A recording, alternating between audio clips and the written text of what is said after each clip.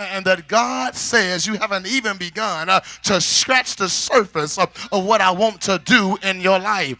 But you've got to be willing to step out on faith.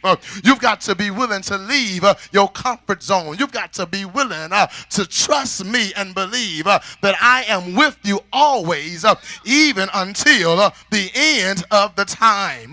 Because my brothers and sisters understand that while sometimes holding on to things from our past may not be bad, it does create another problem. And that is that sometimes while we have been enslaved to something in our past that has brought us to where we are, our failure to embrace our future keep us from where we need to go. Oh God, I better say that again. There are some things in our life that we've been enslaved to in our past that were good enough to get us where we are. But if you're going to go forth in your future, you've got to embrace your future so you can get to where God wants you to go.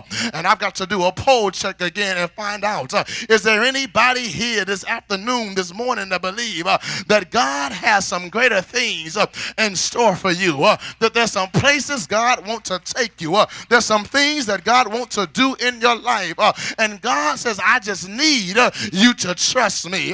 Oh, lean over and tell your neighbor, you've got to trust God.